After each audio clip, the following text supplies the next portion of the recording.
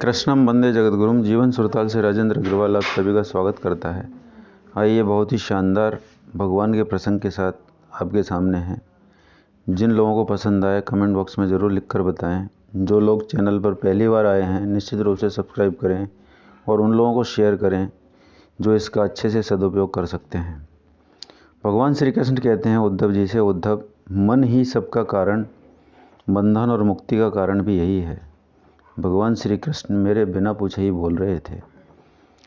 लोग अन्याय को तो दोष देते हैं, जैसे काल, देव, कर्म, ग्रह, ये भी क्या अन्याय का कारण है। मैं चाहता था भगवत वाणी मेरे कानों में आए, इसलिए मैं प्रश्न किए जा रहा था, किंतु तात भगवान श्री कृष्ण को अपने लीला समेटने की शीघ्रता थी।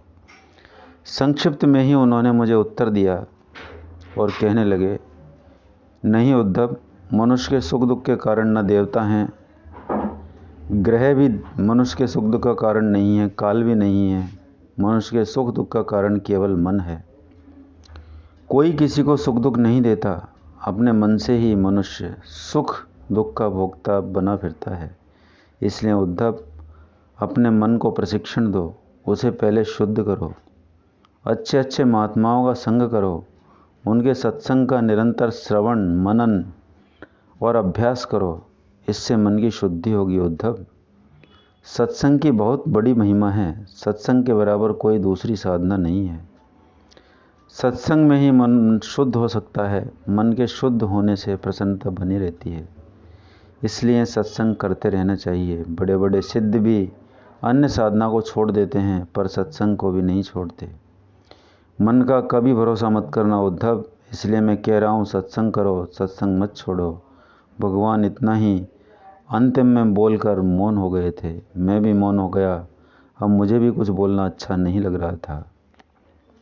भगवान बोले, उद्धव, मेरे प्रिय उद्धव, अपने लिए ऐसा संबोधन सुनकर मेरे मन में हिलकियाँ फूट पड़ी थी।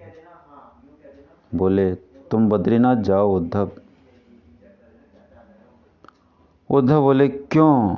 मैं बद्रीनाथ क्यों जाऊं? आपके परम धाम जाते ही मैं भी अपनी इस देह को त्याग दूंगा।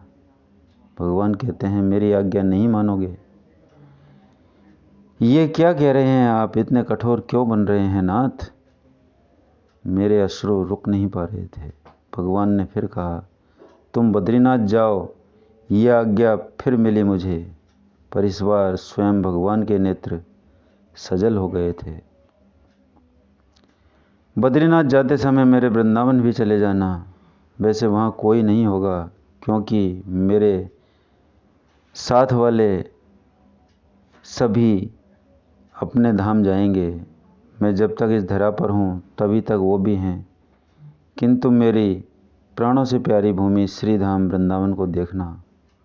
तुम देखोगे तो मुझे लगेगा मैंने ही देख लिया। तुम जाओगे ना उद्धव? भगवान कहने लगे, और उनकी आंखों से भी अश्रुधारा बह रही थी। मैं भी उनकी यह दशा देखकर रोने लगा। कितना प्रेम बरस रहा था भगवान की इस वाणी में। इससे आगे का चरित्र अगले वीडियो में आपके सामने लेकर आएंगे। नमस्कार, धन्यवाद।